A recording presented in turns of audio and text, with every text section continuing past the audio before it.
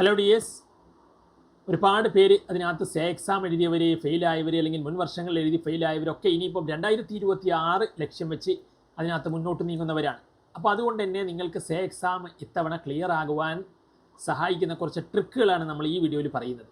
എന്തുകൊണ്ട് നിങ്ങൾ അതിനകത്ത് ഫെയിലാകുന്നു എന്നുള്ളത്, 1-2 വർഷമൊക്കെ പഠിച്ചിട്ടും അതിനകത്ത് വിജയിക്കാൻ സാധിക്കാത്തത് എന്തുകൊണ്ടാണ്, അതിൻ്റെ റീസൺ ഞാൻ പറയാം. കാരണം ഞാൻ എന്തുകൊണ്ടാണ് ഇത് പറയുന്നത് വെച്ചാൽ, നമുക്ക് അത്തരത്തിൽ കുറഞ്ഞ മാർക്കുള്ളവരെ പോലും പാസ്സാക്കി, അതും മികച്ച സ്കോറിൽ പാസ്സാക്കിയ ഒരു എക്സ്പീരിയൻസ് ഉണ്ട്.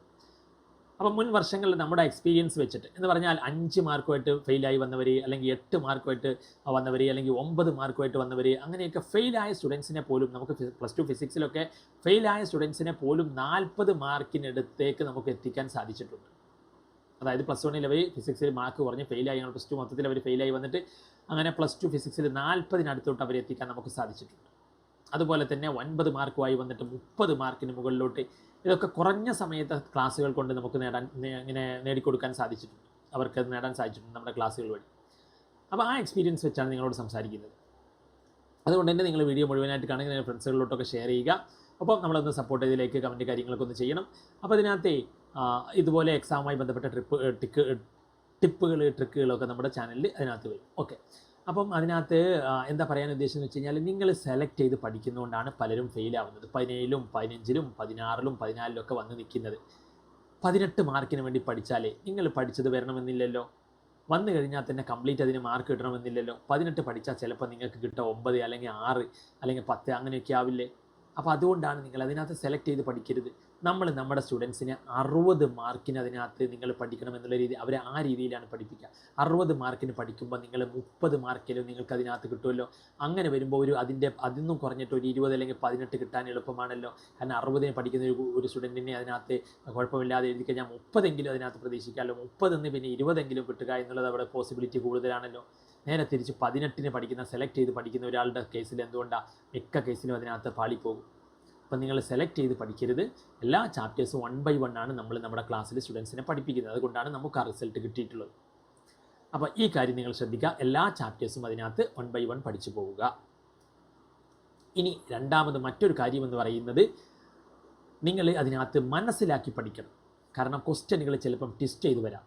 അപ്പം നമ്മൾ ഇതിനകത്ത് ഇപ്പം ചില ക്വസ്റ്റ്യൻ ഇംഗ്ലീഷിൽ അതിനകത്ത് എഴുതാൻ അറിയില്ല, അതെന്താണെന്ന് അറിയില്ല. പക്ഷെ അത് മനസ്സിലാക്കി നിങ്ങൾക്ക് അത് പഠിച്ചിട്ടുണ്ടെങ്കിൽ, അത് മലയാളത്തിൽ എഴുതാൻ അറിയുമെങ്കിൽ മലയാളത്തിൽ എഴുതിയാൽ മാർക്കാണ്.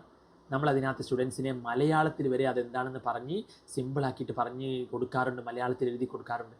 അപ്പോൾ നിങ്ങൾ എന്ത് എഴുതുമ്പോഴും അതിൻ്റെ കൂടെ എന്താണതെന്ന് മനസ്സിലാക്കിയിട്ട് മലയാളത്തിൽ എഴുതി വെച്ചാൽ, ഇൻ കേസ് ഇപ്പോൾ അതിൻ്റെ ഇംഗ്ലീഷോ അല്ലെങ്കിൽ അത് എന്താണെന്ന് നിങ്ങൾക്ക് എഴുതാൻ അറിഞ്ഞില്ലെങ്കിൽ പോലും മലയാളത്തിൽ അത് എന്താണെന്ന് അറിയുന്നുണ്ടെങ്കിൽ, നിങ്ങൾ കാണാതെ പഠിക്കുന്നതിനേക്കാൾ നല്ലത് മനസ്സിലാക്കി പഠിക്കണമെന്ന് പറയുന്നത് കൊണ്ടാണ്. അപ്പോൾ അങ്ങനെ വരുമ്പോഴും മലയാളത്തിൽ എഴുതി കഴിഞ്ഞാൽ നിങ്ങൾക്ക് മനസ്സിലായ കാര്യം എഴുതിയാലും മാർക്കാണല്ലോ. അപ്പോൾ ആ കാര്യം നിങ്ങൾ ശ്രദ്ധിക്കണം. നമ്മൾ മലയാളത്തിൽ വരെ അതിനകത്ത് ഓരോ ക്വസ്റ്റ്യനുകളും ആൻസറുകൾ എഴുതി കൊടുക്കാറുണ്ട് സ്റ്റുഡൻസിന്. അപ്പം അത് അതിനകത്ത് അവർക്ക് മാർക്ക് കിട്ടാൻ അതിനകത്ത് അവരെ സഹായിക്കുന്നുണ്ട്. പിന്നെ മറ്റൊരു പ്രധാനപ്പെട്ട കാര്യം, ഇനി മൂന്നാമത്തെ ഒരു കാര്യം എന്ന് പറയുന്നത്, നിങ്ങൾ പഠിച്ച ക്വസ്റ്റ്യൻ മാത്രം അറ്റൻഡ് ചെയ്തുകൊണ്ട് അതിനകത്ത് നിങ്ങൾക്കത് തെറ്റിപ്പോയി കഴിഞ്ഞാൽ മാർക്ക് പോയില്ലേ. എല്ലാ ക്വസ്റ്റ്യനും അറ്റൻഡ് ചെയ്യാൻ പഠിക്കണം. ചില ക്വസ്റ്റ്യനുകൾ നിങ്ങൾക്ക് അതിനകത്ത് ഫുൾ സ്റ്റെപ്പ് അറിയില്ലെങ്കിൽ പോലും, ഫുൾ ആൻസറിലോട്ട് എത്തിയില്ലെങ്കിൽ പോലും സ്റ്റെപ്പിന് വരെ മാർക്കുണ്ട്.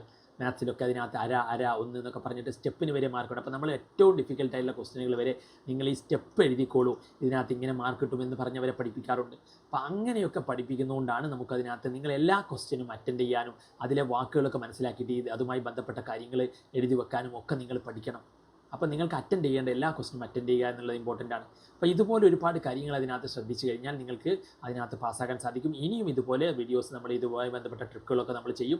അപ്പം നമ്മുടെ അതിനകത്ത് ക്ലാസ്സിൽ നിങ്ങൾക്ക് ജോയിൻ ആകാൻ താല്പര്യമുണ്ടെങ്കിൽ ഈ ഒരു നമ്പറിൽ നിങ്ങൾക്ക് നമ്മളെ കോൺടാക്ട് ചെയ്യാം, 77 36 70 70 45. അപ്പം എന്തായാലും അടുത്ത വീഡിയോക്ക് വേണ്ടി വെയിറ്റ് ചെയ്യുക. ഒപ്പം ലൈക്ക്, കമൻറ്റ്, സബ്സ്ക്രൈബ് ഒക്കെ ചെയ്ത് സപ്പോർട്ട് ചെയ്യണം. That's all. Thanks for watching.